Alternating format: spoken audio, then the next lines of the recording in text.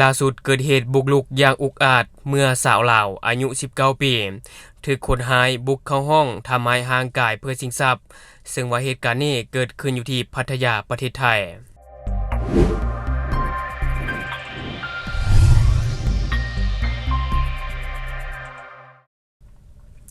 สบายดีท่านผู้ชมยินดีต้อนรับเข้าสู่รายการ Talk the New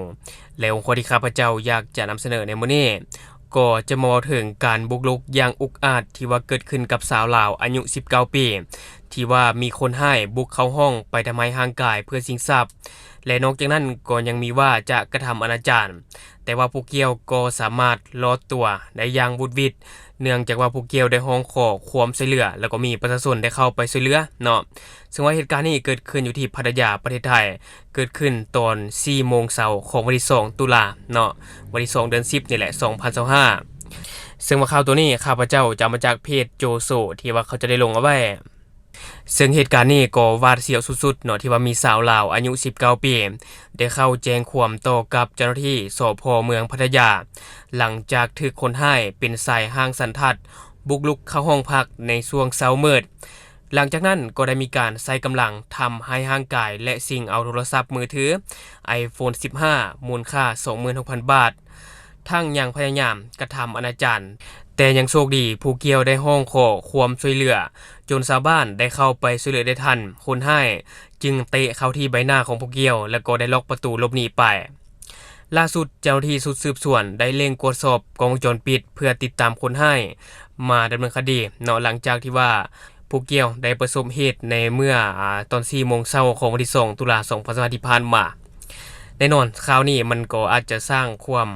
วิตกกังวลให้กับผู้หญิงคนดังกล่าวเนาะอาจจะขวัญเสียก็เป็นไปได้ถ้าว่าอยู่คนเดียวแด้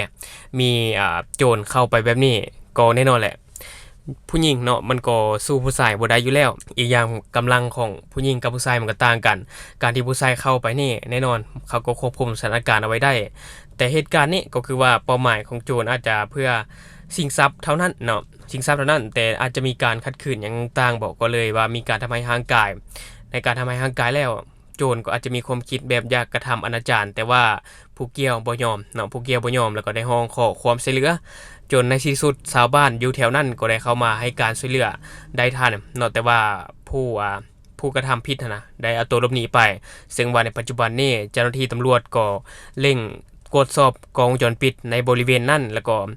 พยายามสืบสวนสอบสวนเอาผู้ก่อเหตุมาดำเนินคดีตามกฎหมายอันนี้ก็ต้องติดตามไปทำกันว่าจะสามารถดำเนินคดีกับผู้ก่อเหตุได้หรือบ่แต่เป็นอะไรก็ตามเราก็อยากให้ทุกคนมีสติและระมัดระวังตัวเอาไว้เพราะว่าจะอยู่ในประเทศใดก็ตาม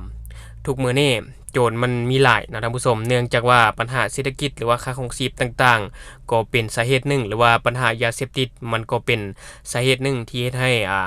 คนเฮากลายเป็นโจรได้ง่ายขึ้นในปัจจุบันนี้จังได๋ก็ระมัดระวังตัวและบัดนี้ข้าพเจ้าจะพาท่านผู้ชมไปเบิ่งอีกหนึ่งเหตุการณ์ที่ว่าเจ้าหน้าที่ตำรวจของลาวได้มีการรวบคู่ผัวเมียกับผู้ร่วมขบวนการ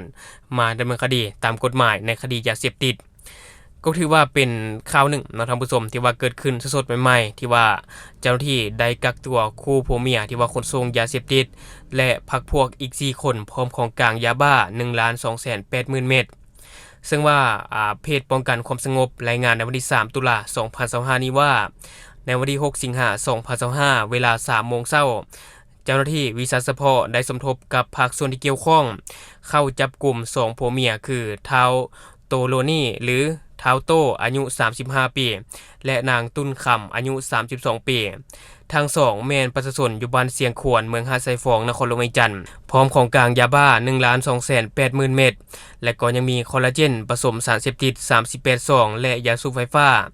365หลอดอยู่ในรถเก๋งหมายเลขทะเบียนกล973โตนครหลวงเวียงจันทน์ที่จอดอยู่เฮือนของผู้เกี่ยวซึ่งว่าผ่านการสืบสวนสอบสวนเจ้าที่พวกผู้เกี่ยวได้รับสารภาพว่ายาที่เจ้าที่ค้นพบแม่นของตนแท้ซึ่งกำลังจะขนส่งข้ามไปประเทศเพื่อนบ้านพวกผู้เกี่ยวได้รับสารภาพเติมอีกว่าในต้นเดือนมิถุนายน 2025ได้มีชายคนหนึ่งมาชักชวนเพื่อนำเอายาเสพติดข้ามไปประเทศเพื่อนบ้านโดยได้นำเอายาดังกล่าวไว้ที่เฮือนของตนและได้รับค่าจ้างครั้งละ 2,000 บาทจึงได้ตอบตกลงและร่วมกันขนยาเสพติดไปประเทศเพื่อนบ้านหลายครั้ง ซึ่งว่าในครั้งล่าสุดนี่ในวันที่5สิงหาคม2025ได้ตกลงร่วมกันจะขนยาข้ามไปประเทศเพื่อนบ้านอีกพอฮอดเวลาประมาณ23 โมงเนาะของมื้อเดียวกันได้มีสายคนบ่ฮู้ชื่อได้ขับรถเก๋งสีขาวหมายทะเบียนกล973โตนครหลวงวิจันทร์มาจอดพักอยู่เฮือนของตนเพื่อรอท่าโมงในการขนส่งยาข้ามไปประเทศเพื่อนบ้านอีกจนฮอดเวลาประมาณ3 โมงของวันที่6สิงหาคม2025เจ้าหน้าที่กองบัญชาการปกสเมืองหาดไซฟองจึงได้เข้าจับกุมส่วนเป้าหมายอีกจำนวนหนึ่งแม่นได้เอาตัวหลบหนีซึ่งว่าผ่านการสืบสวนสอบสวนขยายผลมาฮอดในวันที่26สิงหาคม2025สามารถกักตัวได้อีก2คนชื่อท้าวกิจสตันประชาชนอยู่บ้านโคกสายและท้าวกัญญาหรือท้าวแสมประชาชนอยู่บ้านท่าเดือและในวันที่27สิงหาคม2025ได้เข้ากักตัวอีก2คนชื่อท้าวอางุ่นและท้าวทวีไสหรือท้าวกอบอยู่บ้านสีฐานใต้ทั้ง4คนแม่นอยู่เมืองหาดไซฟองนครหลวงวิจันทร์และนี่ก็จะเป็นเหตุการณ์ที่ว่าเจ้าหน้าที่ตำรวจได้มีการรวบคู่ผัวเมียและก็ผู้ร่วมขบวนการในการรับขนส่งยาเสพติดข้ามไปประเทศเพื่อนบ้าน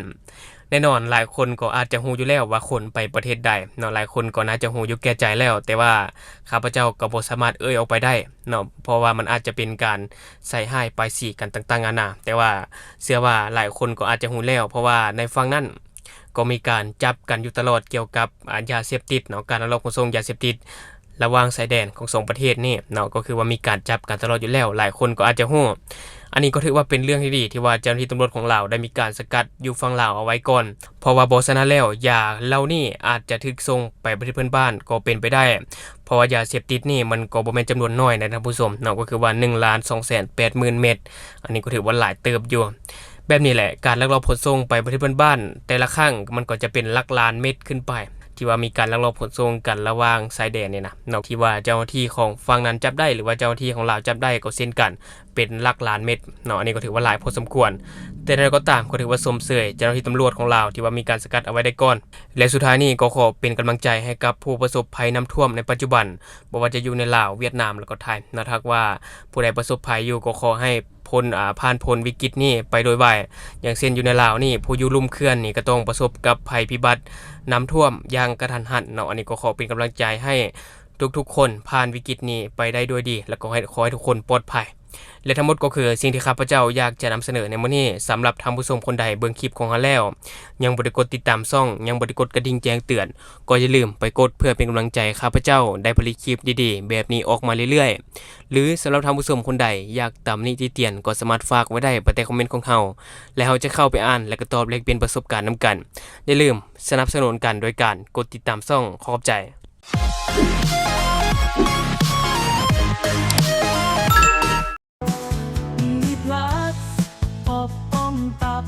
และแกเมาค้างในตัวเดียวกันรสชาติดีกลิ่นหอมกินง่าย